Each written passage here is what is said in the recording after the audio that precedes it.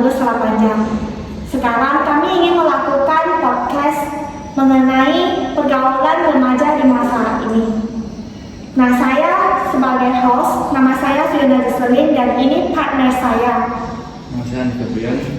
Nah, di sini kita ada 4 narasumber. Dari sana itu ada Richard Ken, kemudian ada Fendi, ada Helen Hamadi dan Madeline Chang. Kita ini semua adalah teman-teman sekelas. Jadi pembicaraannya akan lebih santai. Nah, pertama-tama saya ingin menanya kepada teman-teman bagaimana sih pergaulan kalian di sekolah? Menurut saya sih sejauh ini ya pergaulan saya masih baik-baik aja sih, belum yang sampai parah-parah banget lah. Oh, jadi ya silakan Fendi. Saya memiliki beberapa teman dekat dan salah satu teman dekat saya merupakan kakak kelas saya di sekolah. Kami sering keluar. Kalau saya itu pergaulan saya selama ini baik-baik saja. Tapi ya karena sudah makin dewasa kan, saya jadi merasa kayak bosan gitu keluar. Jadi ya saya lebih suka di rumah gitu kan. Jadi saya itu termasuk anak introvert. Jadi saya gak begitu berbicara terlalu banyak teman dengan di luar. Kalau menurut saya baik-baik saja. Gitu aja. Oh, oke. Menurut kalian ada gak sih hubungan pandemi COVID ini dengan pergaulan remaja di zaman sekarang? Iya. Menurut saya sendiri sih berefek sekali sih dari sebelum pandemi sampai ke setelah pandemi itu. Jadi sebelum itu orang lebih sering bergaul dengan orang-orang di sekitarnya gitu, di lingkungan sendiri. Sedangkan kalau misalnya semenjak pandemi itu orang tuh lebih sering bergaul dengan orang yang ada di media sosial gitu, kayak istilahnya sekarang orang-orangnya itu online friends gitu. Ya sama saja, saya juga pendapat saya juga sama. Jadi bisa dibilang saat pandemi gitu kan, orang jadi lebih suka berada di rumah dan gak suka berada di luar. Jadi lebih banyak online friends. Gimana kalau Madeline? Menurut saya juga gitu. Pergaulan normal lebih banyak, pergaulan online lebih banyak daripada pergaulan yang langsung face to face. Oh, kalau Fendi gimana? Jadi sebelum pandemi kan lebih sering keluar. Ya. Jadi setelah pandemi jadi lebih susah keluar itu. Oh, tapi tetap ada kadang keluar sedikit. Jarang. Kalau saya sendiri juga kayak gitu, jadi lebih banyak kita bergaulnya di chattingan aja, lebih susah tatap muka. Tapi sekarang pandemi kan udah lebih berkurang ya, jadi aktivitas kita udah mulai seperti biasa lagi.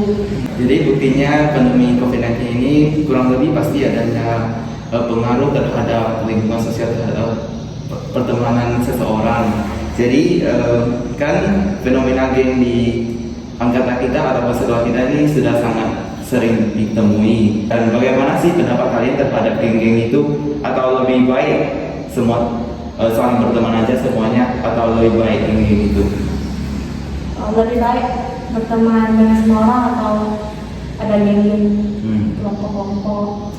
Menurut saya lebih baik berteman dengan semua orang. Kalau ada geng-geng gitu kayak diasingkan.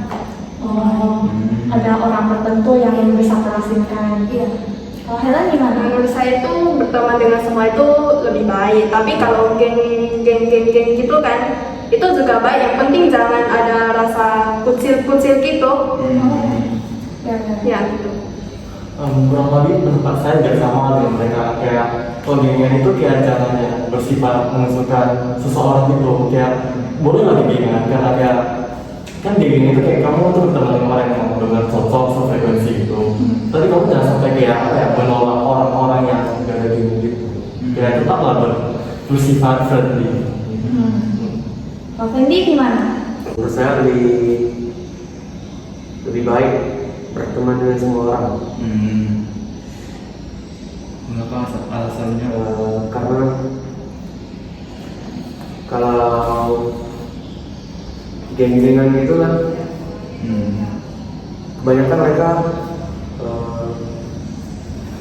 kalau saya kebanyakan mereka sering mengajak geng yang lain atau ya seperti itu. Menurut saya sendiri sih, kalau geng yang bersifat baik itu gak masalahnya gak besar, karena kan setiap orang berhak untuk memiliki circle-nya masing-masing yang menurut dia nyaman. Jadi berada di circle yang nyaman itu juga penting ya. Ya, sangat penting. Kayak ada orang-orang tertentu yang benar-benar dekat, terus Dia dapat membuat kita lebih maju. iya ya. Terus ada orang juga yang sifatnya kan tidak cocok ya. Kalau orang seperti itu mungkin kita sendiri aja yang agak hindari sedikit. Susah juga kan kalau misalnya nggak ketemu orang yang juga kita kayak nggak bisa kayak diri sendiri gitu loh. Jadi kita harusnya agak ya jaga sikap gitu. Ya itu kayak seperti menjadi orang lain tapi bukan diri kita sendiri gitu. Itu juga nggak sehat ya. Iya. Oke. Jadi nggak tahu ya kalau kalian pernah dengar atau tidak. Sekarang itu artis-artis di luar sana itu lagi trending kasus bullying. Jadi dia misalnya dulu itu pernah membuli kan atau dibully, terus sekarang mulai terkuat masalahnya. Jadi menurut kalian itu bagaimana? Kalau menurut saya sendiri emang perlu sih agak orang-orang yang bully itu harus diekspos biar kayak apa ya, orang-orang yang suka bully itu bisa sadar gitu loh kalau misalnya itu kayak sebenarnya itu sesuatu yang salah. Karena bayangin aja kalau misalnya nggak diekspos itu korban tetap ngerasa trauma, sedangkan orang yang membuli itu kayak tetap bisa hidupnya dengan normal gitu. Menurut saya kalau orang itu bully seseorang di masa lalu gitu kan, itu kayaknya harus introspeksi dulu gitu kalau mau jadi artis gitu kan. Itu kan bahayanya bakal sangat besar gitu kan kalau cerita dari masa lalunya itu terkuak gitu kan ya. Jadi harusnya kita itu lebih pikir dengan jernih lagi saat mau membuat sesuatu gitu. Menurutnya gimana? Sependapat sama mereka. Rosendi? Saya sependapat dengan mereka juga. Ya menurut saya juga begitu sih, kayak korbannya kalau misalnya melihat pembuli yang dulunya bully dia itu sukses besar, pasti merasa kayak, hah kok dia bisa gitu, padahal aku masih trauma gitu loh. Lama-lama depresi juga ya. Iya.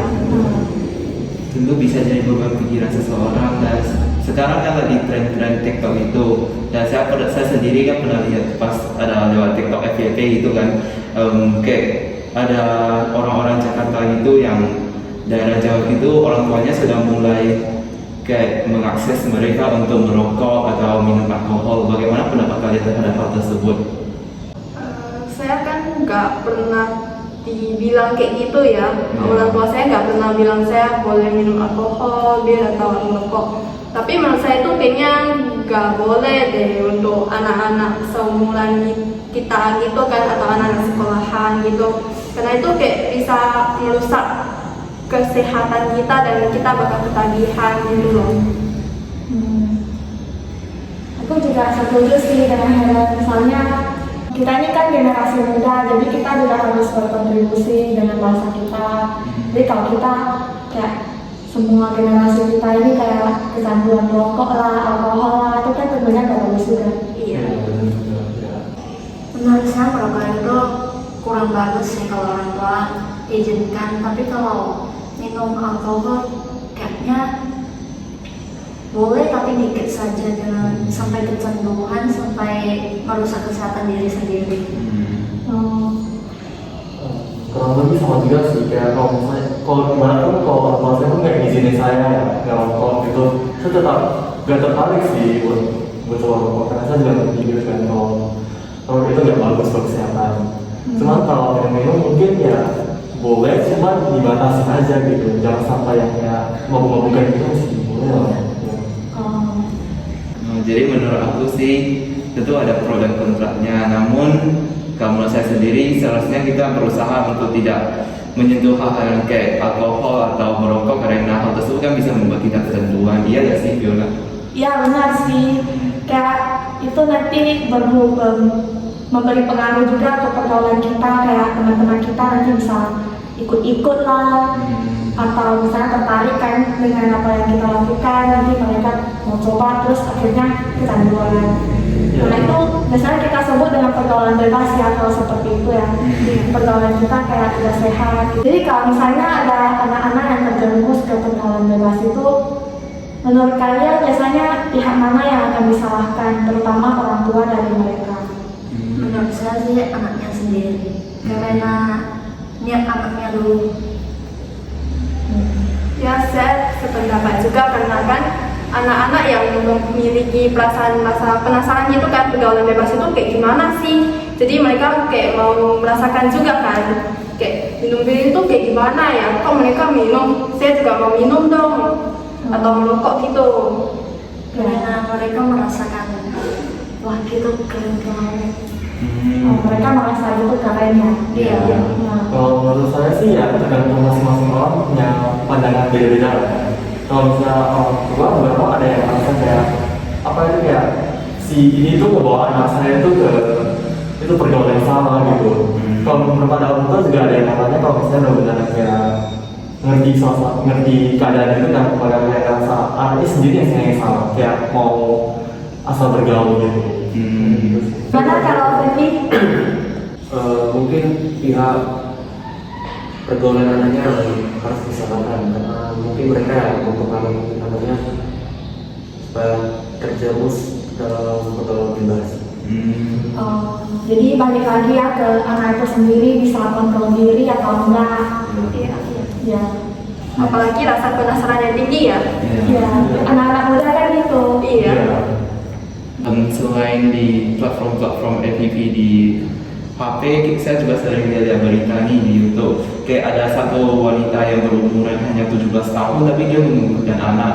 Menurut kalian pihak yang seharusnya disalahkan dalam kehamilan muda ini itu pihak cowok ataupun pihak cewek atau siapa, atau pihak kedua orang tuanya? Menurut kalian gimana sih? Jadi ada wanita yang masih di bawah umur harus di luar nikah gitu ya? Iya. Berarti menurut kalian gimana? Kalau menurut aku sih itu mungkin pihak yang laki-laki itu gak mau bertanggung jawab ya, makanya si wanita ini mau menggugurkan anaknya atau mungkin ada faktor lain. Tapi ini sebenarnya itu salah si wanita itu dengan si laki-laki. Jadi mereka nggak bisa kontrol mungkin. Ya sih, menurut saya tidak begitu karena dalam berhubungan seperti itu tuh kan biasanya tuh kayak emang apa tuh ya, relationship dari si cowok sama si ceweknya. Maka kayak emang keduanya harus bertanggung jawab gitu. Masa anak itu digugurkan gitu? Iya. Terus kayak sudah mengorbankan satu jiwa. Karena bagaimanapun itu nyawa juga ya. Iya, tertawa. Sayang sekali kalau dihilangkan Iya. gitu. Kayak mending kalau misalnya sudah dilahirkan itu kayak mending dikasih ke orang yang mengurus anak, atau mungkin bisa dikasih ke panti asuhan aja gitu.